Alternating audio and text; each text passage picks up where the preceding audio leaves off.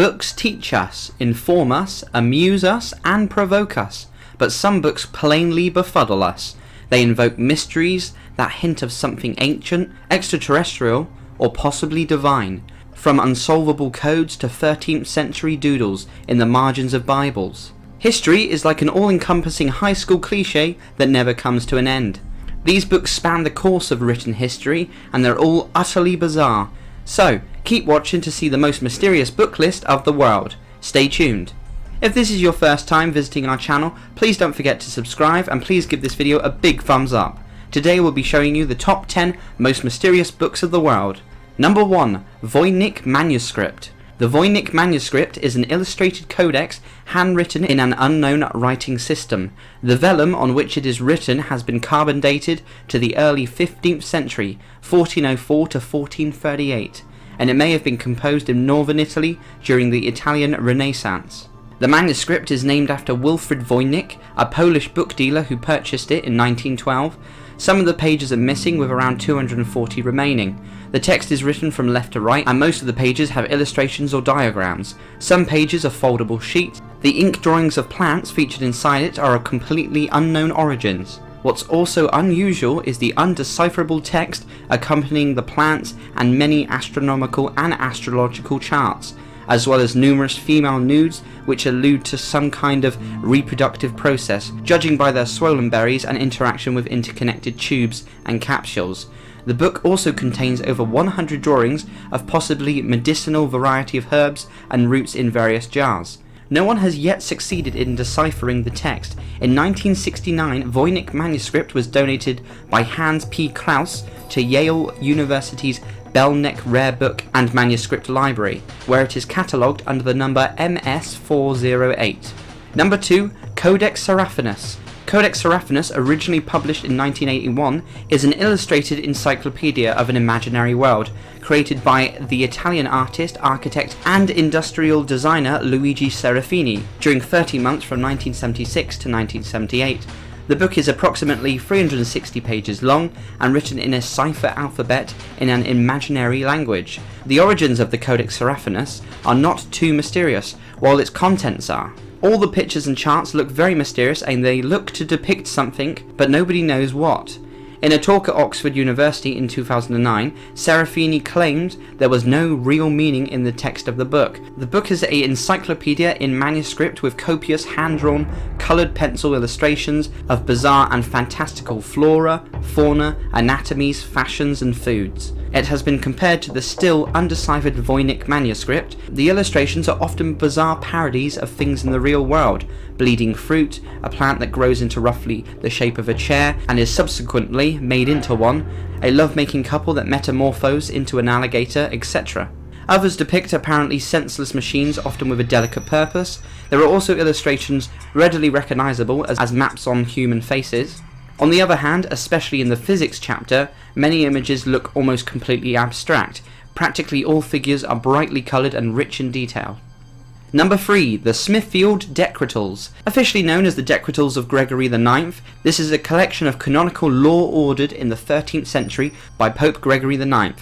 Such collections were fairly common at the time, but what's bizarre about these Decretals is the illustrations that went along with them. The Smithfield Decretals were created as an illuminated manuscript, which was a style that combined illustrations and flowery calligraphy with the lettering.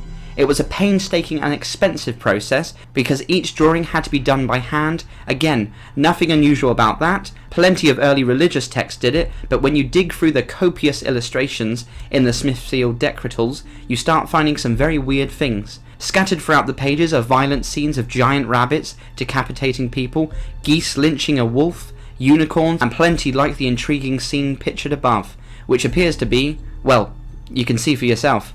Number 4. Voynich Codex. This is a strange book written by an unknown author in an indiscernible language. This illustrated handwritten manuscript is some way similar to the Voynich manuscript. This illustrated manuscript surfaced in the 19th century in Hungary and has puzzled people since. The book's origins and the meaning of the text and illustrations have been investigated by many scholars and amateurs, with no definitive conclusion, although many Hungarian scholars believe that it is an 18th century hoax. It is still unknown who wrote it, or what it says, as the text is written in a mysterious alphabet of nearly 200 symbols. The illustrations in the book range from military battles to religious symbolism, reminiscent of Christianity, Islam, and even possibly Hinduism. The possible origins of the manuscript have been linked to India, Sumeria, or ancient Hungary. Concerning the language of the codex, although Hungarian, Dacian, early Romanian, or Cuman, and even Hindi have been proposed, none of the hypotheses are backed with scientific proof so far. One interesting fact that is known to be true, the paper used to create the codex dates back to 16th century Italy. The number of individual alphabetic letters in the text of the codex is far more in number than those of known archaic languages of the time. It is not clear if the text is to be read right to left or left to right. Number 5. The Book of Soiga, the book that kills. After first being found by the Elizabethan mathematician and occultist John Dee, this 16th century book on magic was lost for centuries until discovered in 1994 by a scholar within the archives of the British Library. Nearly 200 pages of this book contain incantations and instructions for summoning demons, performing magic, astrological ideas, and other things we don't really understand. When we found it in 1551, John Dee went as far as to enlist a medium so he could have a conversation with the Archangel Uriel about what the book meant. While some of the book that's written in Latin appears to have meaning, there are over 40,000 letters arranged strangely in 36 tables that appear to be some kind of code. Considering the occult nature of the book, solving this mystery promises a revelation, which is a rumoured curse. Supposedly, if you figure out the code, you will die within 2.5 years. Perhaps we should let the computers tackle this one. Number 6. Prophecies of Nostradamus. This popular book of predictions and prophecies has been a bestseller for over 400 years, rarely going out of print since its initial publication in 1555. Collections of omens and predictions were in high demand. Nostradamus, or Michel de Notre Dame, as he was known, began his career as an apothecary and plague doctor. Perhaps it was his work in the midst of bubonic plague outbreaks that gave him his particular interest in apocalyptic visions of the future. The collected prophecies lay out, in rhyming quatrains no less, predictions of various disasters. Various urban legends and myths about him abound.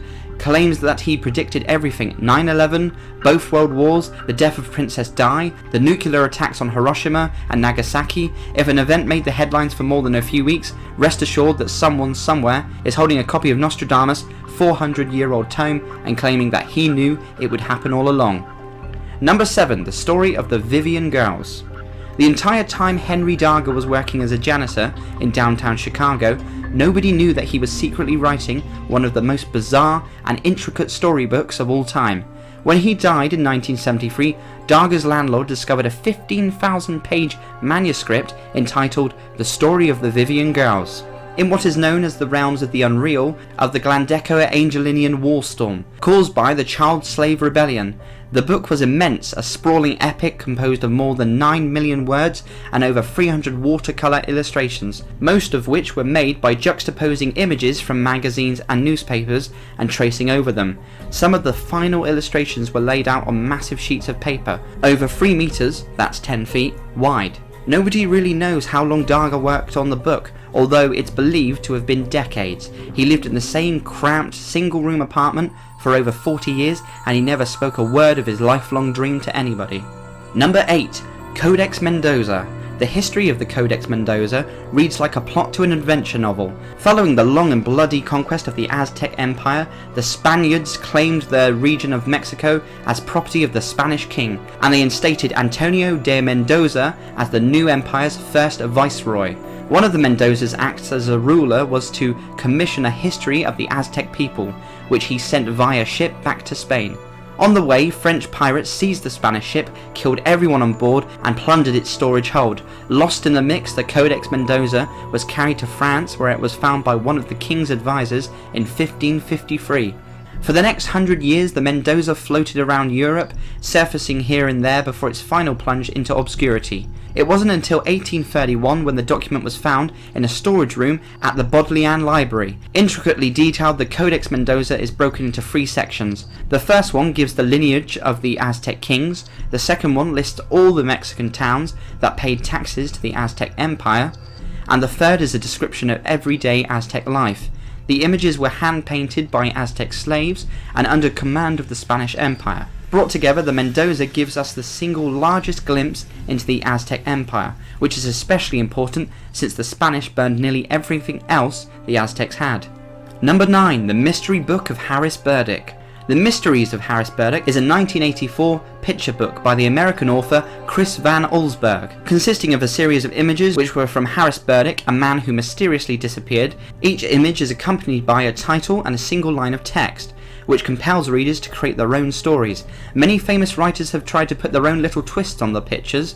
The book is available in a portfolio edition, which includes another image pair from the story, Missing in Venice. In 2011, a new book titled The Chronicles of Harris Burdick was published, featuring stories by high-profile writers like Stephen King and Louis C.K. Inspired by the illustrations in the original The Mysteries of Harris Burdick book, an encounter between a children's book editor named Peter Wenders and an author and illustrator named Harris Burdick, who says he has 14 stories that he has written.